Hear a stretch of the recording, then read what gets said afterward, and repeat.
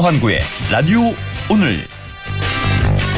여러분 안녕하십니까, 허환구입니다. 죄송 금지, 미안 압수, 이런 말 들어보셨습니까? 최근 SNS에서 태그되고 있는 말인데요.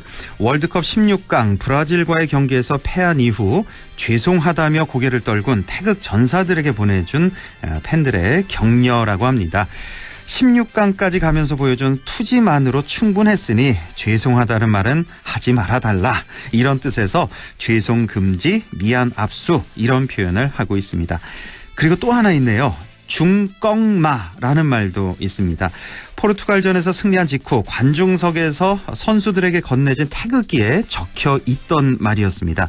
중요한 건 꺾이지 않는 마음, 이걸 줄여서 중껑마라고 하는데요. 축구만이 아니라 취업과 공부, 다이어트 같은 개인적인 의지를 다지는 데도 이 말이 쓰이고 있다고 합니다. 조금 전에 인천공항을 통해서 귀국했죠. 태극전사 여러분, 정말 수고 많으셨습니다. 12월 7일 수요일 라디오 오늘, 광고 듣고 시작합니다.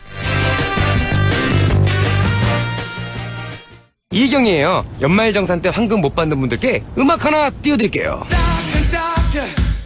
모바일 퇴직연금의 진단관리부터 직접 찾아가는 전문 컨설턴트까지 하나은행 연금닥터. 퇴직연금 IRP는 가까운 하나은행에서 만나요. 원금 손실에 유의하시고 자세한 내용은 하나은행 홈페이지를 참조해주세요. 안녕하세요, 장성규입니다. 콘텐츠가 숭, 자격증을 쏘, 어디서든 숭, 평생 무료 쏘, 온라인 교육 선도하는 선두주자 숭싸, 콘텐츠가 강한 숭실사이버대학교. 네, 라디오 오늘 수요일 순서 시작합니다. 1부 새로운 시각으로 지역의 문제를 함께 생각해보는 허승규의 청년생각, 안동청년공감네트워크 허승규 대표와 함께하겠고요. 2부 이슈 오늘에서는 최근 한국의 탈춤이 유네스코 인류무형문화유산으로 등재되는 반가운 소식이 있었는데요. 이틀 전에 예천 청단노름 인터뷰했었고요. 오늘은 하회 별신구 탈놀이 보존회 김춘택 회장 연결해서 얘기 나눠보겠습니다.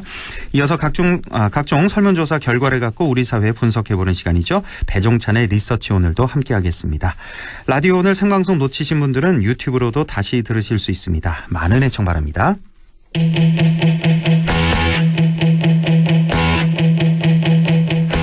허승규의 청년생각 시작합니다. 오늘도 안동 청년공감네트워크 허승규 대표와 함께하죠. 대표님 어서 오십시오. 네, 반갑습니다. 네, 지난주에는 기후위기 시대 탄소 중립에 기여하는 채식문화 확산에 대해서 말씀해 주셨는데요. 오늘은 어떤 주제 준비하셨어요? 네, 오늘 주제는 바로 지방의회입니다.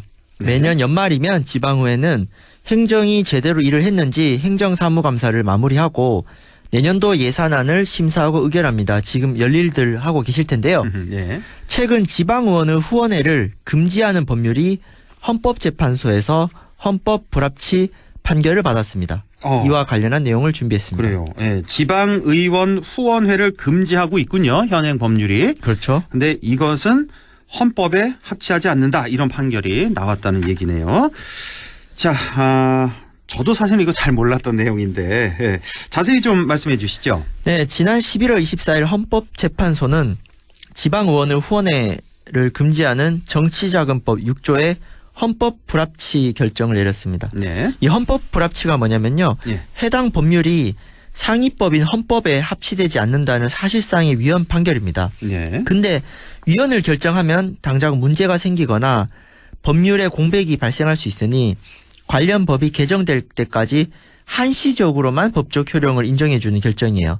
이게 지금 이 법률이 헌법에 불합치한다. 하지만 이 법률의 효력은 다음 법률안이 개정될 때까지는 유효하다.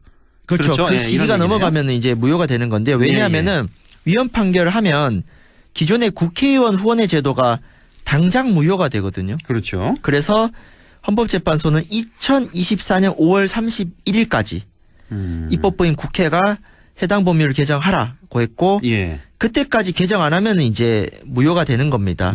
그래서 아마 2024년 6월부터는 지방의원에 대한 일상적인 후원도 가능하리라 예상합니다. 그렇군요. 24년 6월부터는.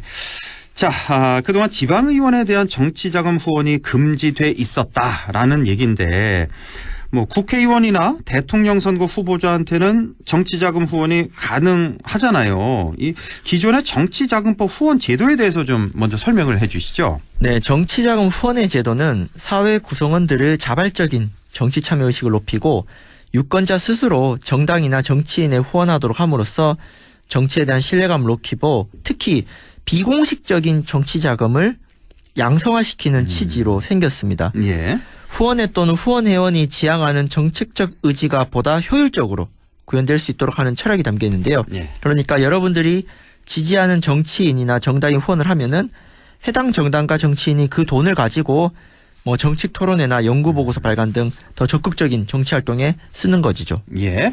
자, 그런데 정치인이나 정당에 대한 후원을 하면 많은 시민들이 사실은 이 돈으로 뭐 좀 부패가 있는 거 아니냐, 개인적으로 쓰는 거 아니냐, 뭐 부정한 청탁이 있는 거 아니냐, 이런 의심을 사실상 갖게 됩니다. 자, 이 후원회 제도가 많아지면 나쁜 돈도 많이 오가는 거 아니냐, 이런 우려.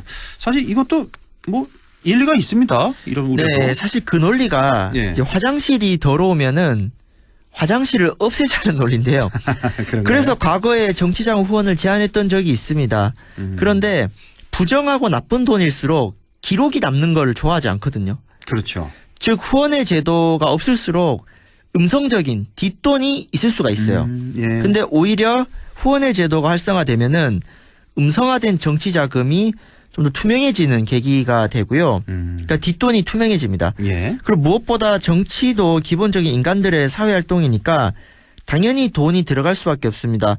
사람이 만나고 모여서 무언가를 하면은 뭐 자연스럽게 돈이 들어가는데 예. 돈 자체가 나쁜 게 아니라 이제 어떻게 돈을 쓰느냐가 중요한 것이죠. 그렇죠. 정치 활동에 드는 필수적인 비용을 모금할 수가 없으면 원래 돈이 많거나 기존의 정치라든 기득권 정치인에게만 유리하게 됩니다. 하하, 예. 그래서 과거에 없었던 후원회 제도가 요즘 복원되는 추세고요. 특히 정치 선진국일수록 일상적인 정치자금 후원 제도가 활성화돼 있습니다. 아, 그래요. 그래서 미국의 오바마 대통령도 한국에 오면요, 불법 정치자금 수수로 감옥에 갑니다. 그 네, 정도입니까? 미국에서는 일상적인 정치자금 후원이 우리나라보다 활발히 돼 있거든요. 예, 예. 그래서 정리하자면 정치도 사람이 하니까 당연히 돈이 들어가고 예. 이런 활동을 드는데 드는 비용을 건강하게 받을 수가 없으면 돈 많은 사람들이 가면 유리하다. 그리고 오히려 음성적인 뒷돈 거래기가 조장된다. 그렇지. 그래서 정치가 깨끗해지는 것이 아니라 화장실을 더럽다고 없애면 더 더러워지는 거죠. 정치가 더 더러워지게 됩니다. 그렇군요. 예. 자, 건강한 정치자금 후원 제도가 없을수록 정치는 더 더러워진다. 예, 이 말씀 아주 인상이 깊네요. 그러니까 화장실 더러우면 그걸 청소를 해야지 화장실 더럽다고 이걸 없애버리면 안 되는 것처럼 마찬가지인 것 같습니다. 자, 후원회 제도 취지는 그렇고요. 여튼 현재 후원회 제도의 문제점 보면 국회의원은 후원회를 둘 수 있죠. 항상. 그렇죠. 언제나 네, 네. 후원금을 받을 수 있는데 지방의원은 둘 수 없다. 현재는. 예. 이건 정말 불합리한 차별이라는 그 헌법 소원이 이번에 받아들여진 것이다. 그렇죠? 네, 그렇습니다. 국회의원과 지방의원은 입법과 정치를 담당하는 대의제 정치인으로 뭐 월급을 받는 등 그 직무의 성격과 기능이 본질적으로 동일함에도 지방의원만 후원에 제외하는 것은 국회의원과 지방의원을 불합리하게 차별한다는 것이 이번에 헌법소원 청구인들의 요지입니다. 네. 그래서 좀 살펴볼 필요가 있는 게 현재 정치자금법 6조에 의하면은 후원의 유형이 8가지 유형이 있어요. 예. 선거와 관련된 게 6개고 선거가 아닌 평상시에 후원할 수 있는 게 2가지 유형인데요. 예. 그 일상적 후원이 가능한 게 2가지가 있는데 첫 번째 정당. 정당의 후원이 가능합니다. 여기서 예. 정당은 시군구 지구당은 안 돼요. 뭐 국민의힘 안동예천 당협에 뭐 일반 시민이 후원한다든가 이게 아니고 중앙당이 후원을 할 수가 있고요. 중앙당에만 네. 항상. 예. 그리고 창당 준비위원회 단계에서도 받을 수 있습니다. 예. 그리고 두 번째는 앞에서 말씀드린 국회의원입니다.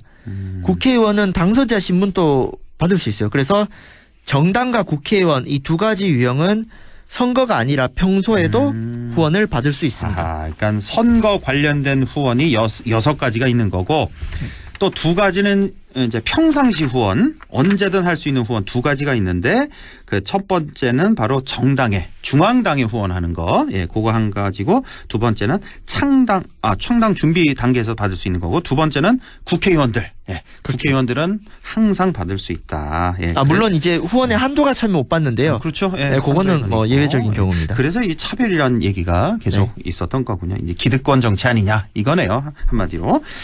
자, 정당과 국회의원 이렇게 선거철이 아닌 평소에도 일상적인 정치 자금 후원을 받을 수 있다. 이렇게 정리를 해 주셨고. 자, 그러면 선거철에 후원을 받을 수 있는 경우 아까 뭐 6가지 있다 그랬죠? 네, 지금부터 말씀드리겠습니다. 예. 그 가장 국민적 관심도가 높은 선거는 아무래도 대통령 선거겠죠. 이제 올해 또 대통령 선거 있었는데 네. 대통령 선거 후보자, 예비 후보자는 물론 당내 경선 후보자들도 후원을 받을 수 있습니다. 예. 대통령 선거 당내 경선은 보통 전국에 17개 광역시도를 순회하면서 하잖아요. 예. 당연히 전국 순회하면은 막대한 돈이 나가지 않겠습니까? 그거를 후보자 개인이 부담할 수는 없으니까 이렇게 후원을 할 수가 있고요. 예. 또 대통령 선거 말고 국회의원 선거와 지방선거의 후보자, 예비후보자, 뭐 단체장, 지방의원 모두 다 후원을 통해 선거운동 비용의 일부를 조달할 수 있습니다. 예비 후보자들도 네. 받을 수가 있군요. 다만 지역구 후보자와 예비 후보자만 해당되고요. 예. 비례대표 국회의원이랑 지방의원 후보자는 후원회를 둘 수가 없습니다. 왜냐하면 어차피 그 정당 차원으로 선거를 하시니까요. 예. 그리고 이제 지금까지 말씀드린 게 공직선거와 관련된 정치자금 후원 범위이고요. 예. 공직선거 말고 정당의 대표와 최고위원 선거 후보자들도 후원을 받을 수 있습니다. 예. 그 내년 상반기에 국민의힘 전당대회가 예정되어 있는데 2말 3초 얘기가 나오고 있잖아요. 네, 예. 지금 국민의힘 당대표 나가시는 분들 전국 투어하고 있잖아요. 예. 선거운동하러. 예. 대한민국 얼마나 넓습니까? 여기 드는 뭐 교통비부터 해서 선거운동까지 돈이 많이 들 텐데 이렇게 예. 전국적인 큰 선거니까 당연히 돈이 많이 들고요. 이분들도 후원회를 둘 수가 있습니다. 그렇군요. 예, 이번에 이제 헌법재판소 판결을 통해서 기존의 8가지 정치자금 후원 유형에다가 이제 지방의원 후원회 제도가 이제 새롭게 들어간 거예요. 그래서 2024년 6월 이내로 추가가 될 예정이다. 이런 말씀이시네요.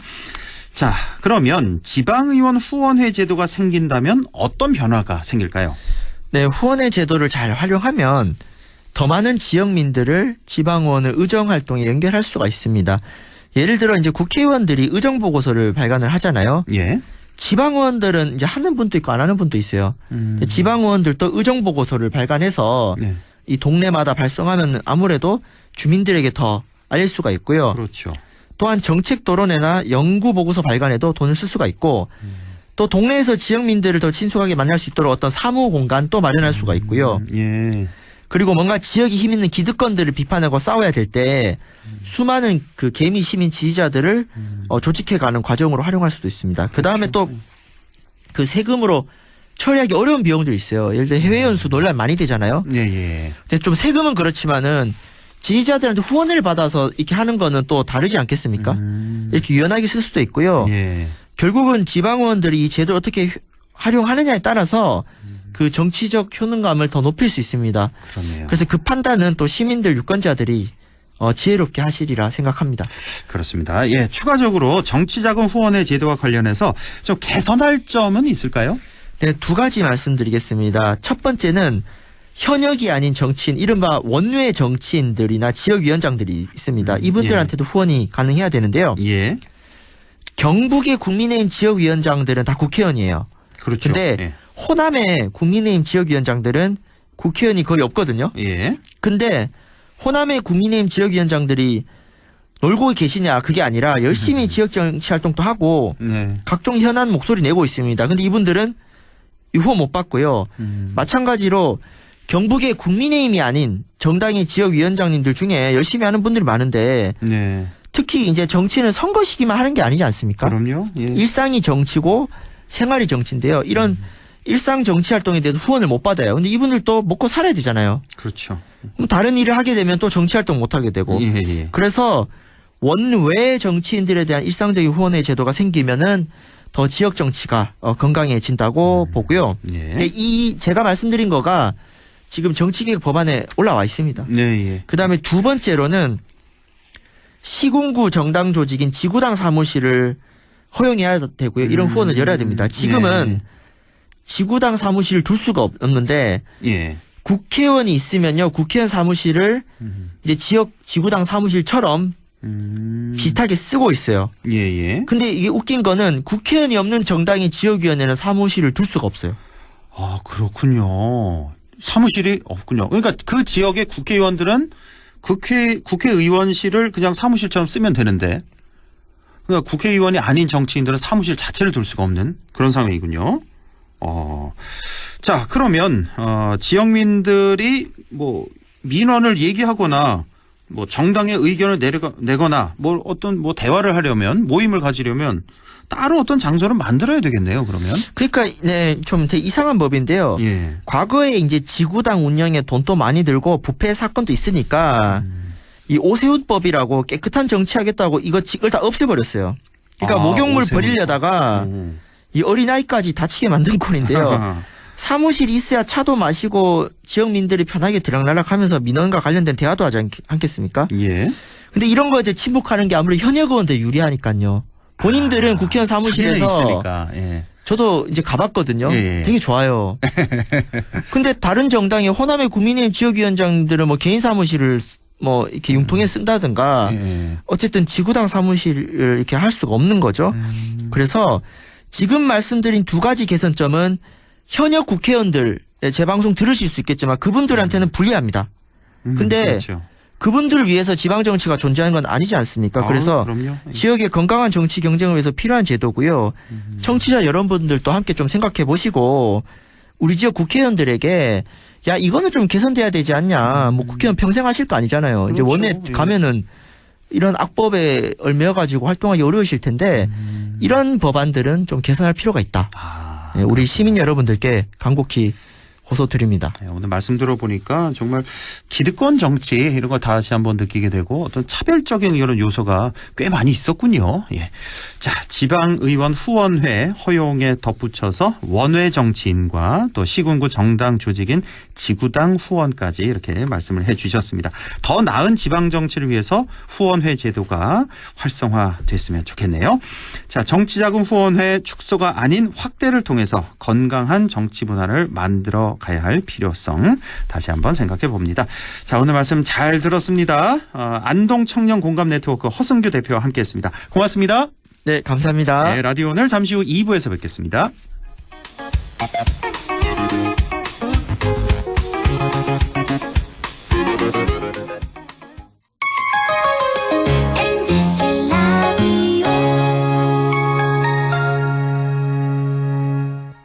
가구 살 땐 꼭 한번 가보자.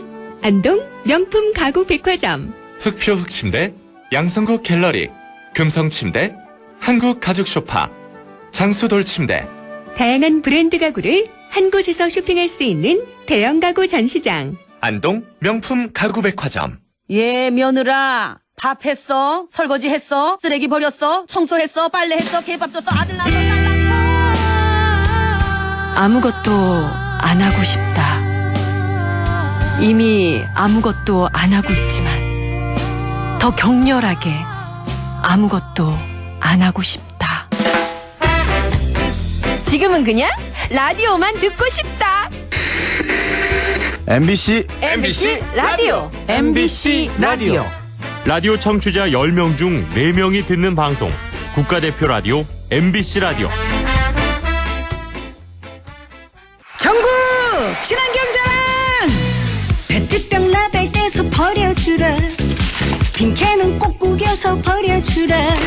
주라 환경 생각해주라. 우리 모두 에코에코하게 친환경 실천합시다.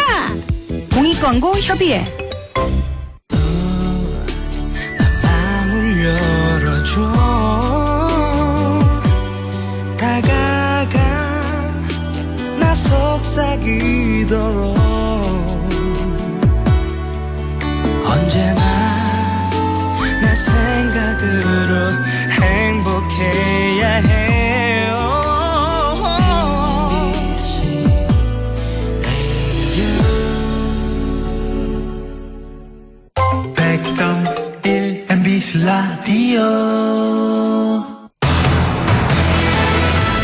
네, 6시 25분 막 지났습니다. 이슈 오늘 시작하죠.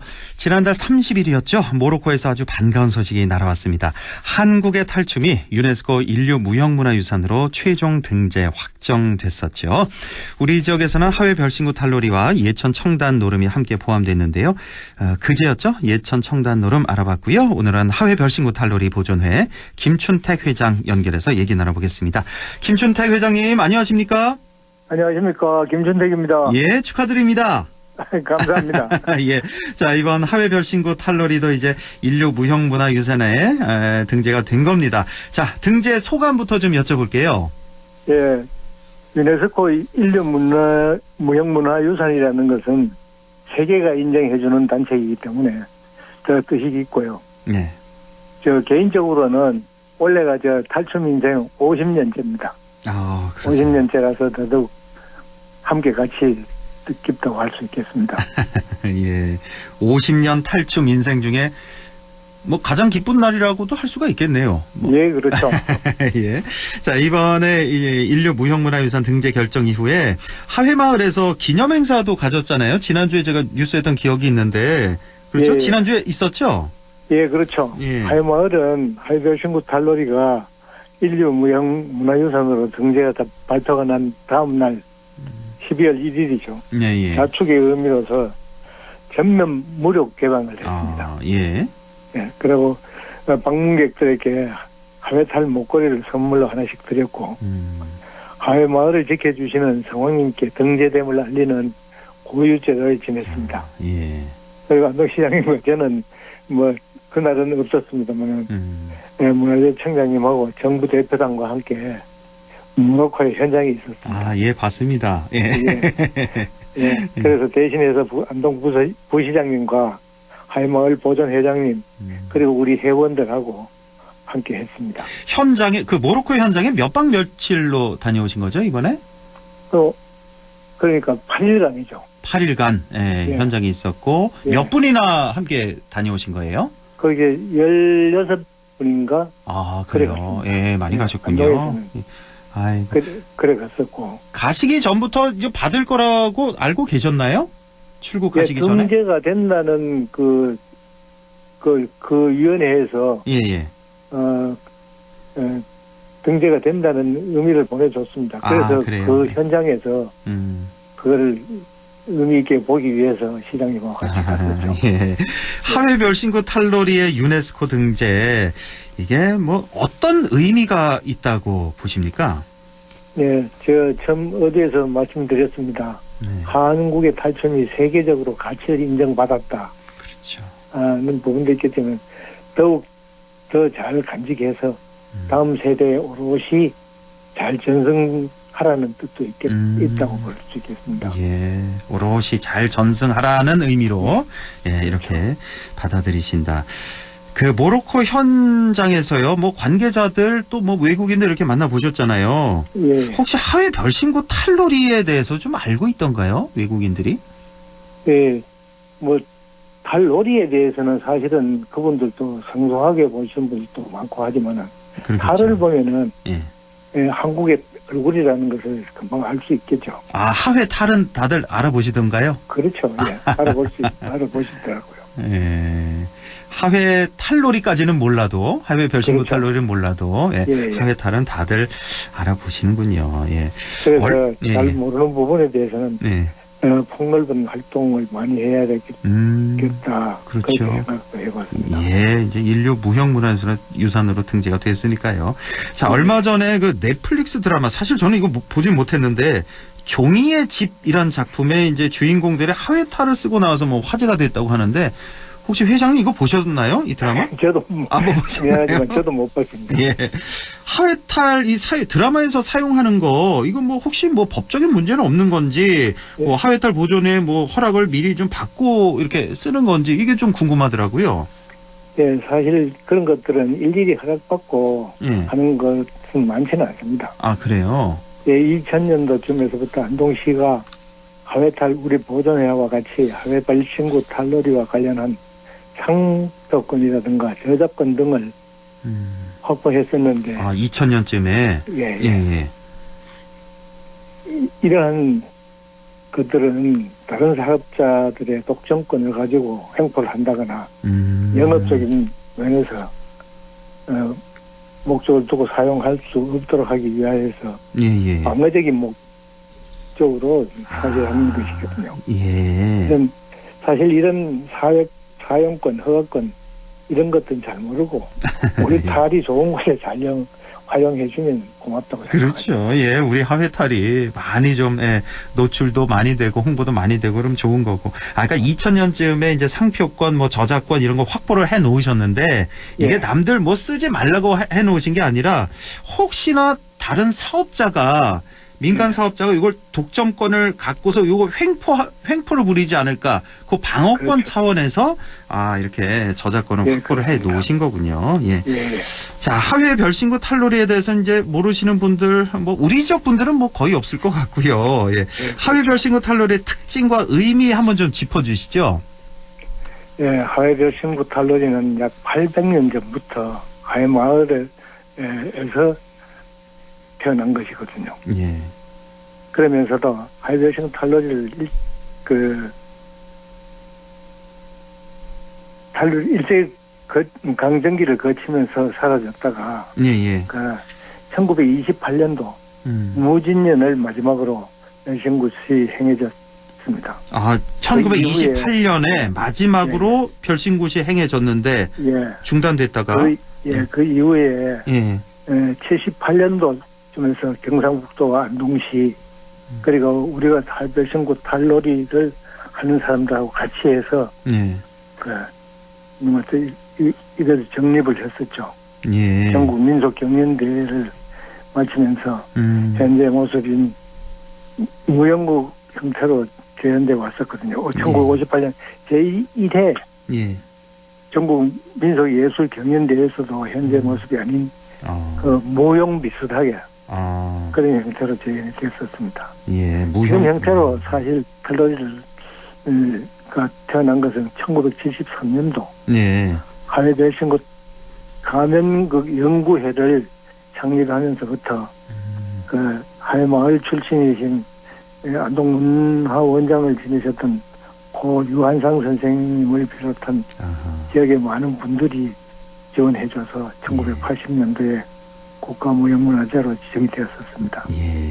별신굿 전체를 복원하지는 못했지만 다행히 그래도 탈놀이를 복원할 수 있어서 다행이라고 합니다. 그렇군요. 이제 일제강점기 때 1928년에 이제 마지막으로 하회 별신굿이 탈놀이가 이제 행해졌고 그동안에 이제 뚝 끊겼다가 약 한 50년 후군요. 그러니까 1973년에 73년에 이제 복원이 됐다. 그리고 80년에 국가무형문화재로 지정이 됐다.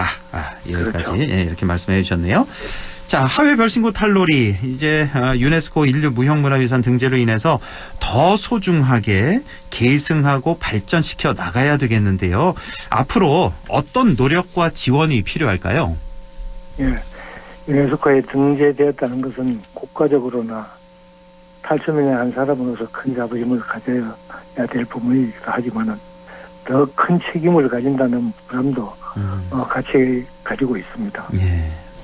국제사회에서 약속을 했기 때문에 한국의 탈춤을 더욱 더 가치 있게 발전시켜 나가야겠다는 의지를 가지고 행동도 해야겠으며 국가적으로는 한국 탈춤의 진흥을 위해서 제도적 지원과 전승자들이 자부심을 가지고 전승 활동을 할 수 있도록 노력을 많이 해주셨으면 합니다.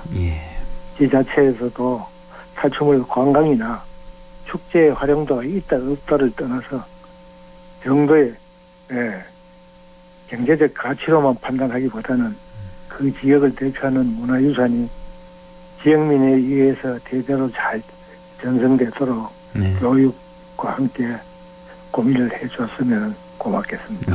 알겠습니다. 하회 별신굿 탈놀이 유네스코 등재 다시 한번 축하 말씀드리고요. 오늘 말씀 잘 들었습니다. 회장님 고맙습니다. 감사합니다.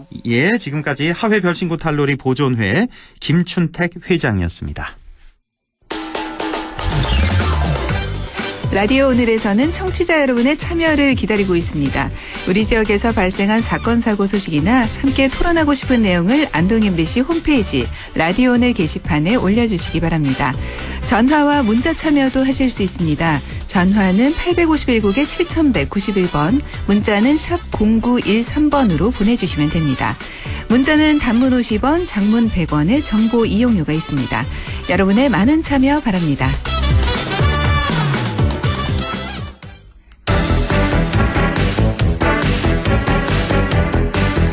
리서치 오늘 인사이트 K 배종찬 연구소장과 함께합니다. 소장님 안녕하십니까? 안녕하십니까, 배종찬입니다. 예, 반갑습니다. 자, 이번 주 발표된 여러 개 여론조사에서 윤석열 대통령 지지율이 뭐 소폭이긴 하지만 거의 다 올라간 걸로 나타나고 있네요. 그렇습니다. 지난주에 실시되고 지난주에 발표되거나 이번 주 초에 발표된 조사도 그렇고요. 또 이번 주까지 포함돼서 실시된 조사 결과를 보면 사실 윤석열 대통령 지지율은 상승세로 나타나고 있습니다. 네. 뉴시스가 여론조사 전문기관인 에이스 리서치에 의뢰를 해서 가장 최근입니다. 4일부터 6일까지 실시한 조사입니다. 오늘이 7일이니까 어제까지. 어제까지 실시된 조사입니다. 예. 윤석열 대통령 국정수행 평가에 대해서 물어봤는데 오늘 소개해드리는 모든 조사는 중앙선거 여론조사 심의위원회나 조사기관의 홈페이지에서 확인 가능합니다. 예. 윤석열 대통령 잘하고 있다는 긍정평가 39.5%로 나타났습니다. 예. 잘 못하고 있다는 부정평가는 58.3%로 나타나서 최근 발표된 제가 확인한 결과에서는 이 가장 높은 긍정평가이고요. 또 가장 낮은 부정평가로 확인이 됩니다. 그렇네요. 이 대통령의 지지율이 지난 8월 또 10월까지는 상당히 좀 낮았던 편인데 예. 그 이후 조금씩 오르기 시작해서 39.5%니까 거의 40%에 육박하는 결과로 나타났습니다. 그러네요. 완전 그 취임 초에 40% 50%대 그걸 깨고 네. 30% 20% 내려온 이후에 정말 몇 개월 만에 바로 그 40%를 목전에 둔 이런 상황. 자, 네. 이렇게 대통령 지지율이 상승한 이유 어디서 찾아볼 수 있을까요? 가장 큰 이유는 대처 효과로 구분이 됩니다. 대처 효과. 예. 뭘 대처를 잘해서 대처 효과라 이야기하냐 이렇게 생각하실 수 있는데 예. 좀 기억이 가물가물하실 텐데 80년대에 유럽을 대표하는 지도자 그러면 영국의 마그릿 대처 여사거든요. 수상. 예, 영화로 혹시 보신 분들도 있을 텐데 대처 여사가 대처 전 총리죠. 영국 총리가 이제 79년부터 90년까지 영국 총리 자리에 있었는데 예. 그때 지지율이 한참 올라갔던 것은 물론 이제 82년도에 포클랜드 전쟁에서 승리했던 것도 원인이었지만 탄광 또 철광 노조 파업을 할 때 예. 아주 단호한 대응을 합니다. 강경한 진압을 하기도 하고 그때 당시에 워낙 고질적으로 이 탄광 광부 노조의 이 파업과 또 집단 시위가 워낙 영국 내에서는 큰 또 무리를 일으키는 노조 파업이었기 때문에 예. 그것을 진압하는 대처 총리 모습을 보면서 철의 여인이다. 물론 이제 나중에 이 러시아와 소련에 대한 대응 때문에 물론 철의 여인이라고 불려진 이유도 있습니다만 예. 그때 상당히 강경한 진압을 하면서 영국 국민들로부터 호응을 얻어냈거든요. 그렇습니까? 그 대처 효과 물론 윤석열 대통령이 지금 화물 파업 연대에 대해서 업무 개시 명령 내린 이 부분에 대한 평가라고 다 이야기를 하기는 어렵습니다만 그래서 이제 법과 원칙을 강조하는 것이 지난 대선에서 윤석열 대통령에 투표했던 48.56% 지지층들을 끌어들이는 이른바 결집하는 대처 효과. 네. 대처 효과는 있는 것으로 또 얻어낸 것으로 분석이 됩니다. 그렇군요. 그 화물연대 파업에 대한 아주 단호한 강력한 대응이 지지율 상승에도 어느 정도는 도움이 됐다. 네. 이런 말씀이시죠. 그리고 또 하나는 지난번에도 호행그렇게 말씀드렸고 우리 청취자분들도 분석 내용을 청취하셨을 텐데 도어 스태핑을 안 한 것도 저는 크게 도움이 될 것 같습니다. 여하튼 도어 스태핑을 하지 않은 시점으로부터는 지지율이 계속 조금씩이라도 올라가고 있습니다. 그렇군요. 예. 윤석열 대통령 상징하면은 도어 스태핑인데 네. 이걸 하지 않으니까 지지율이 올라간다. 네. 자, 화물 연대 파업 계속 이제 갈등이 심해지는 그런 모습인데 이번 파업에 대한 여론조사한 것도 있나요? 네, 그렇습니다. 일단 파업에 대해서는 여론이 대체적으로 부정적이다 이렇게 볼 수가 있는 것이 MBS 여론조사 4개 여론조사 기관입니다. 예. K스텝 리서치, 코리아 리서치 인터내셔널, 엠브레인 퍼블릭 한국 리서치가 자체적으로 지난달 28일부터 30일까지 실시한 조사인데 이 조사에서 파업에 대해서 어떻게 생각하는지 물어봤습니다. 경제에 악영향을 주므로 자제해야 한다는 의견이 58%, 정당한 단체 행위로 문제될 것이 없다라는 의견이 34%로 나타났습니다. 그래요. 그러니까 파업에 대해서는 국민 여론이 상당히 부담스러운 그런 좀 결과로 나타났다고 볼 수 있는데 한 가지 오해를 하지 말아야 될 것은 윤석열 대통령의 업무 개시 명령에 대해서 이 여론상으로 지지를 많이 보내고 있다. 또 찬성 여론이 높다. 이건 아닙니다. 그렇죠. 파업에 대해서는 중도층까지도 불편함, 그러니까 좀 부정적인 여론이 많이 인식으로 나타나고 있습니다. 업무 개시 명령 내린 거에 대한 여론조사한 건 아직 없나요? 있습니다. 있습니까? 예. 이 여론은 제가 정확하게 수치를 소개해드리지는 못하는데 이 여론은 조금 업무 개시 명령에 대해서는 부정적인 여론이 더 높은 그런 여론조사 결과를 본 것 같거든요. 이게 이제 조원 CNI와 또 스테이트 뉴스의 조사 결과인데 그런 거 놓고 보면은 대통령 지지율이 올라간 건 파업은 부정적인데 업무 개시 명령을 통해서 문제 해결이 되겠냐 이 부분은 좀 다른 차원인 것 같아요. 그렇죠. 예. 그러니까 네, 업무 개시 명령을 통해서 뭔가 문제 해결이 되면 그 부분에 대해서는 윤석열 대통령에 대해서도 긍정적으로 평가를 받을 수가 있을 텐데 영국의 이 대처 총리가 철강이나 탄강 노조의 파업에 대해서 시위에 대해서도 강경한 진압을 하긴 했지만 나중에는 이 부분이 굉장히 또 갈등 구조로 나타나거든요. 나중에는 시간이 지나고 난 이후에 영국에서도 실제로 그랬습니다. 그러다 보니까 너무나 사회적으로 이 갈등이 이 후유증으로 남다 보니까 그때 나왔던 것이 앤서니 기던스의 제3의 길. 그래서 결국 노동당이 이 문제를 해결할 수 있다고 판단돼서 노동당의 토니 블레어가 이 총리로 급부상하면서 노동당이 선거에서 이기고 정권이 메이저 총리 이후에 교체돼 버리거든요. 그러니까 영국도 당대에는 박수를 받았지만 나중에는 상당히 부담이 됐던 거. 그러니까 우리는 그렇다면 좀 더 해결을 하는 데 있어서 좀 더 어떤 식으로 해결하는 것이 더 궁극적인 문제 해결 방법인가. 이 부분은 더 고민을 할 필요가 있습니다. 오늘 아주 영국사 공부도 아주 잘하고 있습니다. 그러니까 당시 대처 수상이 아주 강경한 그런 대응을 했었는데 탄광 파업에 대해서 당시에는 국민들 호응을 많이 받았지만 이게 결국은 나중에 정권 교체의 어떤 빌미가 됐다. 그렇습니다. 이런 말씀이시군요. 어쨌든 이번 화물연대 파업에 대해서 국민 여론은 자제해야 한다가 훨씬 높군요. 58%. 네, 그렇습니다. 아니다. 파업 존중해야 된다. 34%에 비해서 훨씬 더 높은데 하지만 이게 대통령이 업무 개시 명령 내린 이걸 찬성한다는 뜻은 아니다라는 그런 말씀이시고 정당 지지율은 뭐 어떤 변화가 있습니까? 그렇습니다. 정당 지지율은 아주 큰 변화가 있지는 않은데요.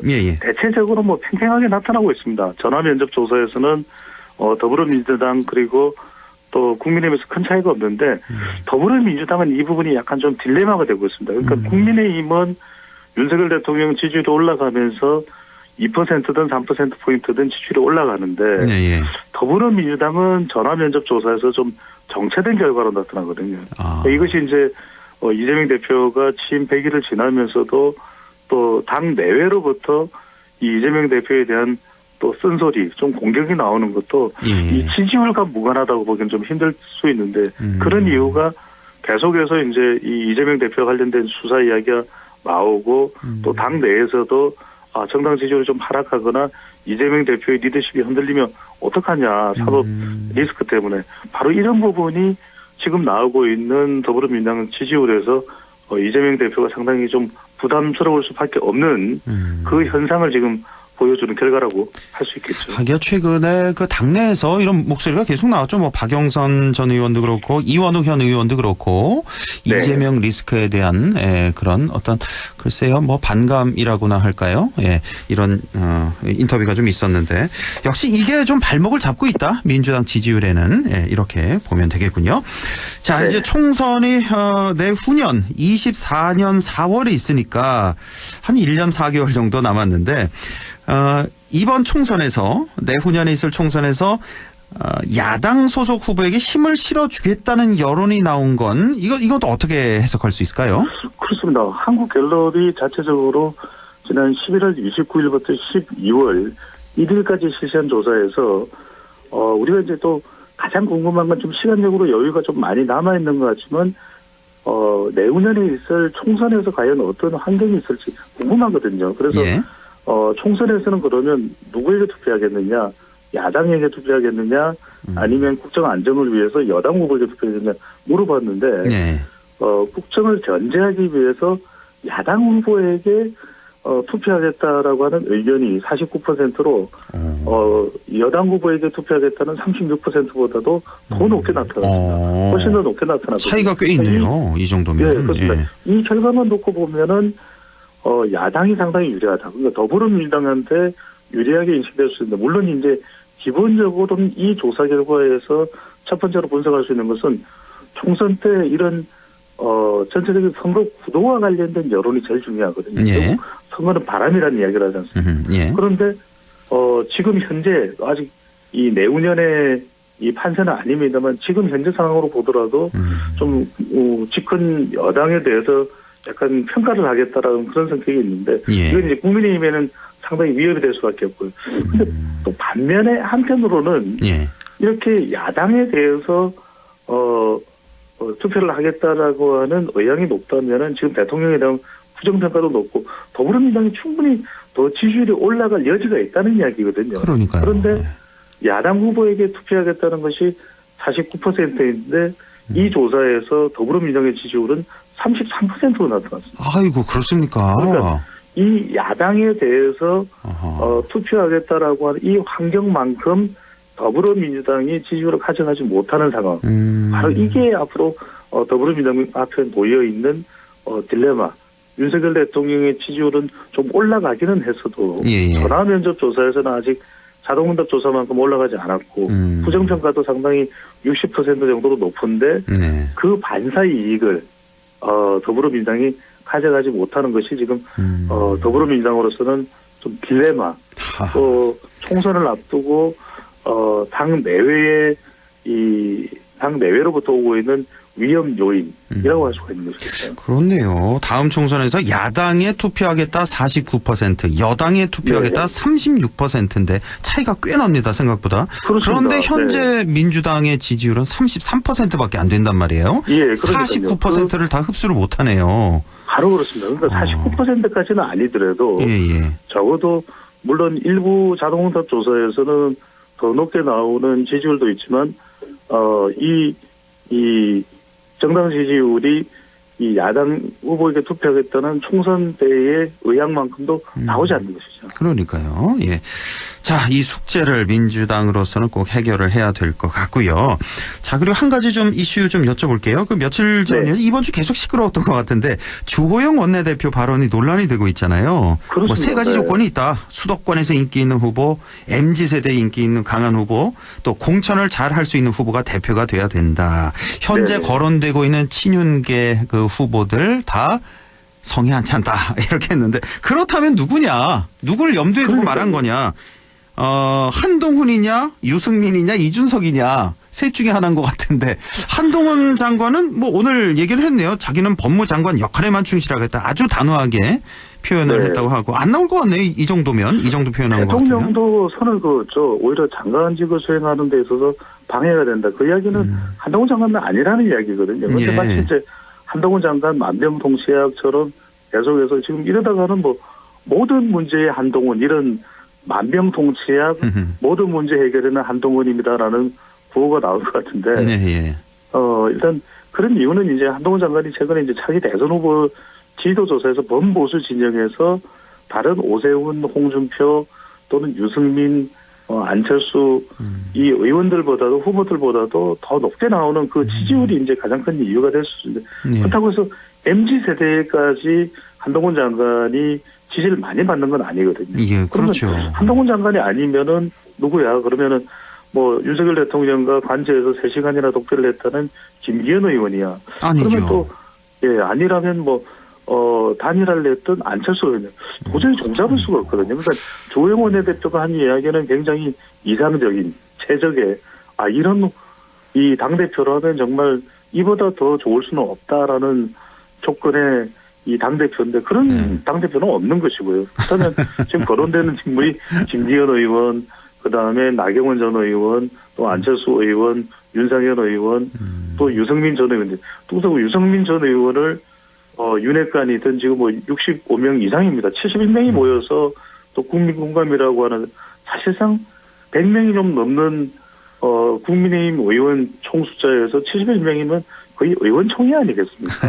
그러다 보니까 분명히 이제 친윤이 지지하는 당대표 후보가 가장 유력하다고 볼 수 있는데 대통령의 의중을 파악하기도 지금 힘든 상황이고 대체적으로 일각에서는 뭐 김기현 의원 이야기가 나오는데 그럼 사실 그렇게 의중이 실려버릴 것 같으면 사실 뭐 전당대회를 할 이유도 없는 거 아니겠습니까? 그렇죠. 그리고 또 이제 유승민 전 의원도 지금 당권 도전을 이야기하고 있는 상황이기 때문에 저는 여전히 오리무중이다.